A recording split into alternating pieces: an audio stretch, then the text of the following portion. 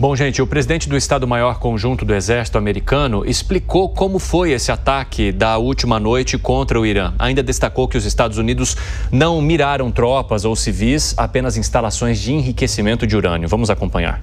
Na noite passada, por ordem do presidente, o Comando Central dos Estados Unidos executou a Operação Martelo da Meia-Noite, um ataque deliberado e preciso contra 3 instalações nucleares iranianas. Esta foi uma missão complexa e de alto risco, conduzida com habilidade e disciplina excepcionais pela nossa força conjunta. Essa operação foi planejada para acabar severamente com a infraestrutura de armas nucleares do Irã. Foi planejada e executada em múltiplos domínios e teatros de operações, com uma coordenação que reflete nossa capacidade de projetar poder globalmente com velocidade e precisão, no momento e local da nossa escolha. Esta foi uma missão altamente confidencial, com pouquíssimas pessoas em Washington cientes do momento ou da natureza do plano. Como afirmou o presidente Trump na noite passada, os bombardeiros restantes também atingiram seus alvos, com um total de 14 MOPs lançadas contra 2 áreas nucleares alvos. Não temos conhecimento de nenhum disparo contra grupo durante a retirada. Os caças iranianos não decolaram e parece que os sistemas de mísseis do Irã não nos detectaram. Durante toda a missão, mantivemos o elemento surpresa. Bom, acompanhamos então a fala aí do capitão americano, mas eu quero também ver se é possível a gente trazer novamente aquela ilustração das bases nucleares que foram atingidas no Irã, exatamente para ilustrar o que ele estava mencionando, sobre ser uma operação que atingiu apenas o território e essas bases nucleares e não a população ou áreas que são muito ocupadas por habitantes ali no Irã. Então, como você consegue ver, a gente tem aqui a capital Teherã mais acima e essas bases que foram atingidas pelos Estados Unidos. A base de Fordow, que é uma das principais e que é onde há o enriquecimento do urânio numa profundidade muito grande, cerca de 80 a 90 metros de profundidade abaixo de uma montanha. Então você tem ali as rochas, o solo, as estruturas de concreto para então chegar às centrífugas, onde há o enriquecimento de urânio nesse desenvolvimento do setor pelo Irã, a base de Kondab, Natanz, Isfahan e Bushehr. São essas bases que foram atacadas pelos Estados Unidos nessa operação que, segundo as autoridades, mirou apenas essas estruturas. E é por isso que a gente vai trazendo essa informação para você. Será que nós conseguimos ilustrar também qual foi o equipamento, a estrutura utilizada pelos Estados Unidos para, segundo as informações americanas, atingir a estrutura de Fordow? A gente tem aí, essa bomba que destrói bunker. Conseguimos já colocar essa ilustração na tela, por favor, para as pessoas entenderem como que essa usina de Fordow, ela foi atingida nesse bombardeio americano que começou nessa quinta-feira e que traz consequências com manifestações de autoridades até agora. Vocês conseguem jogar na tela aí para mim, por favor? Essa da bomba que destrói bunker. O pessoal está preparando ali. Já eu vou colocar para vocês, então, essa ilustração para vocês entenderem como que essa usina foi atingida pelos americanos e pode fazer com que o trabalho de desenvolvimento e enriquecimento de urânio pelo Irã retroceda muitos anos, diferentemente das expectativas que eles tinham por lá. E expectativas que eram acompanhadas, inclusive, pelos serviços de inteligência internacionais e que, segundo as informações dos Estados Unidos, fizeram com que as autoridades americanas conduzissem esse ataque e também fizessem com que Israel chamasse de ataque preventivo, exatamente para impedir que o Irã, segundo o governo israelense, avançasse nesse enriquecimento de urânio numa porcentagem muito acima do que é necessário para os meios que eles disseram utilizar, que seria para a geração de energia elétrica. Vamos colocar então essa bomba que destrói bunker, GBU-57, que pode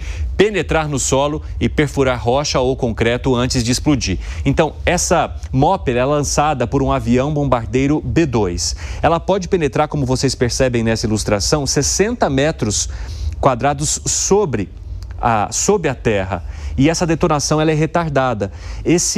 Essa bomba ela tem 80 centímetros de largura por 6 metros de comprimento. Ela pesa 13 toneladas, contém mais de 2 toneladas de explosivos. Então, por isso que ela foi utilizada para atingir essa usina de Fordo, que era uma usina considerada muito misteriosa pelas autoridades, exatamente por conta da profundidade que se tinha essas estruturas. Segundo as informações que temos até aqui desses serviços de inteligência, para se chegar a essa usina de Fordo, era necessário percorrer túneis que foram construídos debaixo da terra, debaixo dessas montanhas, para chegar a esses locais. Para falar um pouquinho mais sobre isso, eu quero conversar aqui também com a professora de Relações Internacionais, Priscila Caneparo, que se junta a nós nessa cobertura especial. Professora, seja muito bem-vinda, é um prazer recebê-la e eu gostaria de entender sobre o seu ponto de vista de que maneira que esses ataques, eles poderiam ser de fato considerados preventivos diante da falta de transparência que se tinha sobre o programa nuclear desenvolvido pelo Irã. Muito boa tarde, bem-vinda. Boa tarde a todos que estão aqui nos assistindo. Então, na perspectiva do direito internacional, não existe essa possibilidade de ataques preventivos. O que existe de fato é quando algo concretamente coloca em risco a paz e a segurança internacional. Então, a partir do momento que a gente observa que, possivelmente, um desenvolvimento de uma bomba atômica ou de uma ogiva nuclear possa levar uma ameaça concreta a Israel e também aos Estados Unidos, porque a gente sabe que o regime dos ayatollahs considera os Estados Unidos como grande Satã e Israel como pequeno Satã, aí sim a gente poderia considerar legítimo um ataque, mas ataque preventivo, como Israel vem falando, não existe essa possibilidade. Tanto é verdade que o Trump não se utilizou da retórica de ataque preventivo em momento algum. Ele falou justamente que existiriam indícios de tecnologia nuclear para desenvolvimento de bomba atômica e que, por si só, esse risco seria capaz de desestabilizar a paz e a segurança internacional. É claro que existem diversos caminhos de interpretação nesse momento, porque a gente não tem dados concretos, nem que o Irã já tinha tecnologia suficiente para desenvolver bomba atômica e ogivas nucleares, e também existe a outra linha de raciocínio, que é óbvio que o regime dos ayatollahs tem a intencionalidade, principalmente de destruir o Estado de Israel. Mas eu acho importante até destacar para quem está nos assistindo que enriquecimento de urânio a 80%, a 60%, como vem sendo destacado por intermédio dos canais informativos que o Irã possivelmente tinha, não significa ter tecnologia para desenvolvimento de ogivas e bombas nucleares. A questão do enriquecimento de urânio é apenas uma das formas da gente ter o desenvolvimento de bombas e ogivas nucleares. Lembrando sempre, também acho importante destacar aqui que o programa nuclear iraniano ele foi vendido para justamente o Irã por intermédio dos Estados Unidos na década de 50. Então, os Estados Unidos sabia desde o princípio que o Irã de fato tinha tecnologia nuclear. Só que o que o Irã alega é que é para fins pacíficos. Então, a gente precisa ter cautela na leitura desse cenário para entender se o ataque dos Estados Unidos de fato foi em relação a uma legítima defesa ou se de fato foi uma agressão, como vem sendo destacado pela Organização das Nações Unidas. Professor, eu quero até acrescentar uma informação que acaba de chegar sobre este fato, que a Agência de Notícias da República Islâmica se pronunciou nas redes sociais. Disse que a localização de onde decolaram as aeronaves envolvidas nos ataques foi identificada e colocada sob vigilância. Além disso, o porta-voz da Organização de Energia Atômica do país diz que a indústria nuclear tem raízes no Irã e que o conhecimento do país em energia nuclear não pode ser destruído. Ou seja, professora, não parece haver qualquer recuo. Não, e não vai haver recuo. A gente precisa entender que essa perspectiva é uma perspectiva dialógica também. Então, o Irã ele não vai recuar nesse momento por conta do ataque dos Estados Unidos. E a preocupação que a gente tem nesse cenário internacional é que a sociedade iraniana se radicalize ainda mais com esses ataques. Veja, basicamente, Israel e Estados Unidos como ainda maiores inimigos do que a sociedade iraniana já vê. A gente precisa lembrar que a sociedade iraniana não é o regime. Só que, diferentemente do que o Netanyahu pensou, especialmente o que ele falou, que era o momento da população do Irã se recrudescer contrário ao regime, não. A população tem ido às ruas favoravelmente ao regime, que a gente não tinha visto nas últimas décadas. Então, praticamente, a gente precisa analisar um cenário que não vai ser o ataque dos Estados Unidos, não vão ser os ataques de Israel que vão fazer com que o Irã cesse. A gente precisa de um mediador, de um intermediador, por assim dizer, entre o Trump e entre o governo dos ayatollahs, que seja passível também de colocar o Irã à mesa de negociação. Os Estados Unidos não vai fazer isso. Talvez seja o Putin, que possui um bom relacionamento com o Netanyahu e com o Trump também. Talvez seja um outro país do Oriente Médio que possua uma boa interlocução entre os estados, como, por exemplo, o Catar. Mas a gente precisa entender que essa bomba não vai para o Irã. Não vai. Dentro de uma premissa de desenvolvimento de tecnologia nuclear, primeiro ponto, e segundo ponto, de estabilidade regional em relação justamente à ameaça que o Irã significa para Israel. A gente precisa ter um diálogo contundente e com os atores que também consigam serem ouvidos, por assim dizer, pelo Irã. Estados Unidos não é mais uma opção. Professor, eu já volto a falar contigo. Eu quero só ouvir também uma última fala aqui do professor Lier Ferreira, que está conosco ao longo de toda a programação.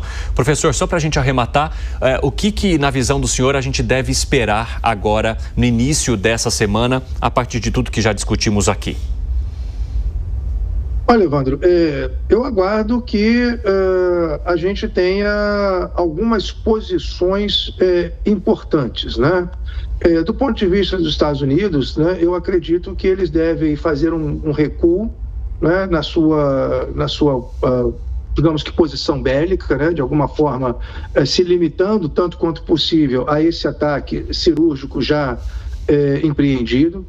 Do ponto de vista do Irã, a gente vai assistir aí a uma certa radicalização do discurso e vamos ver o quanto o Irã ainda tem de condições bélicas, né, para fazer retaliações, principalmente, né, a Israel. E do ponto de vista da comunidade internacional, né, Evandro, eu espero que a comunidade internacional fixe, né, alguns parâmetros para a paz. E aí, mais uma vez, né, a minha fala no passado recente aqui no programa parece que dialoga diretamente com aquilo que a professora Priscila traz nesse momento. Ou seja, não serão as ações bélicas, sejam de Israel ou dos Estados Unidos, que vão acabar com o regime dos ayatollahs ou que vão acabar com o programa iraniano, o programa nuclear iraniano, independente do fato dele ter ou não fins bélicos, né, manifestos ou, enfim, implícitos. O que vai acabar, o que pode acabar com esse conflito e encontrar aí um eixo de equação razoável para a situação do Oriente Médio, para que essa situação não escale em detrimento dos países do Oriente Médio, das populações do Oriente Médio, da economia global, dentre outros elementos, é a negociação diplomática. Nós sabemos que muitas vezes vários analistas têm um certo pessimismo em relação à diplomacia, têm um certo pessimismo em relação aos organismos multilaterais, principalmente em relação às Nações Unidas. O próprio presidente Donald Trump, nós sabemos que não é um entusiasta, né, dessas organizações, não é um entusiasta do multilateralismo, não é um entusiasta, né, do diálogo horizontal, né, com outras forças e com outros países em nível global. Mas, Evandro, se nós quisermos acabar com esse conflito, ou pelo menos encontrar uma equação que permita estabilizar o Oriente Médio, evitando que esse conflito escale por vários caminhos, inclusive pelo caminho da radicalização de grupos dentro e fora do Irã, não há outra possibilidade, não há alternativa, né, que não seja a negociação diplomática. E isso só vai acontecer, né, de modo consistente a partir do momento em que nós entendermos e tivermos informações concretas, né, sobre o status quo desses ataques ao programa nuclear iraniano e a partir do momento em que nós pudermos consertar posições dos Estados Unidos, da Rússia, da China e de outros atores, inclusive, né, os países do próprio Oriente Médio, acerca desses conflitos. Sem isso, nós, infelizmente, não vamos encontrar a paz que todos nós desejamos nesse momento. Um grande abraço para você e muito obrigado pela oportunidade aí de dialogar com o público da Jovem Pan News. Imagina, a gente que agradece a tua disponibilidade em permanecer conosco, assim, trazendo tanta informação importante neste domingo. Um bom restinho aí de descanso para o senhor. Um abraço, até mais. Um grande abraço a todos. Bom domingo. Até mais. Eu quero retomar a nossa conversa com a professora Priscila Caneparo. E, professora, diante de tudo que a gente já dialogou aqui, qual deve ser também o posicionamento, no teu ponto de vista, da Rússia a partir do começo desta semana? Bom, vamos lá. A Rússia ela não vai interferir diretamente no conflito, até porque ela tem preocupações maiores, que é a guerra dela própria, né? A guerra Rússia versus Ucrânia. Mas é inegável que a Rússia também vai tentar trazer um protagonismo em relação à mediação desse conflito. A gente já viu, inclusive, o Vladimir Putin falando que esse pode ser o prenúncio da Terceira Guerra Mundial. E a gente sabe que aí existem dois egos super inflados, que é tanto do Putin quanto do Trump, que são dois showmans que gostam justamente de resolver ou tentar resolver os problemas do mundo e ganharem os créditos. E a gente, nessa perspectiva, a gente tem plena convicção que o Putin vai querer, sim, não se intrometer, mas ser o mediador dessa conversa entre Irã e Israel, ou dessa possibilidade de acalmar, apaziguar os ânimos no Oriente Médio. Então, provavelmente, a postura do Putin nessa semana vai vir numa crescente, mas muito sutil, em relação à necessidade de se haver uma desescalada do conflito em detrimento justamente da utilização da mediação de meios diplomáticos. Inclusive, a gente já viu ele começando a falar que precisa o conflito ser desescalado e que precisa de uma mediação. E, inclusive, se colocou à disposição. Quem se pronunciou também foi o Papa Leão XIV. Vamos acompanhar, professora. Si seguono notizie allarmanti dal Medio Oriente. Notícias alarmantes chegam do Oriente Médio, especialmente do Irã. Nesse cenário dramático, que inclui Israel e Palestina, o sofrimento diário da população corre o risco de ser esquecido, especialmente em Gaza e outros territórios onde a urgência por apoio humanitário adequado se torna cada vez mais urgente. Cada membro da comunidade internacional tem uma responsabilidade moral: impedir a tragédia da guerra antes que ela se torne um abismo irreparável. Não há conflitos distantes quando a dignidade humana está em jogo. Lontani quando a dignità umana è in gioco. Professor, o apelo internacional religioso não parece fazer mais nenhum efeito nesses casos, né? Infelizmente, não faz efeito mesmo. É uma mera retórica e é importante que a Santa Sé, por intermédio do Vaticano, por intermédio do Papa, tenha esse posicionamento, até para a gente observar a condenação das ações que implicam em uma perda humanitária no contexto desse conflito, mas, de fato, influenciar os grandes líderes, a gente vê que não existe essa perspectiva. Primeiro porque a gente está falando de um regime que, de fato, não é atrelado à questão da Igreja Católica e, por outro lado, a gente tem Israel, que entende justamente que há uma guerra santa respaldada pela religião também, que lhe autoriza a fazer incursões, por exemplo, no Irã. Então, não existe essa possibilidade da gente se utilizar de um diálogo, de um método de imposição, ainda que moral, por intermédio da Igreja. Infelizmente, esse não é o cenário possível de se chegar a um acordo, a um consenso para a finalização dessa e das outras guerras também. Professora, eu tenho um último 1 minuto aqui para a gente encerrar. Às 15h a gente tem uma reunião emergencial do Conselho de Segurança da ONU. E aí? Não acredito que vai dar em nada, porque os Estados Unidos é um membro permanente e a gente sabe que ele tem poder de veto e existe uma impossibilidade, inclusive, de adotar uma resolução contrária a qualquer país como membro permanente. Mas vai ser importante para a gente ver bem às claras como é que vai se dar o posicionamento de Rússia e o posicionamento de China. França e Reino Unido, que são os dois membros permanentes, a gente já sabe que vão se posicionar favoravelmente aos Estados Unidos. Priscila Caneparo, muito obrigado pela tua entrevista. As portas estão sempre abertas por aqui. Um grande abraço. Obrigada, abraço, bom domingo para vocês. Para você também.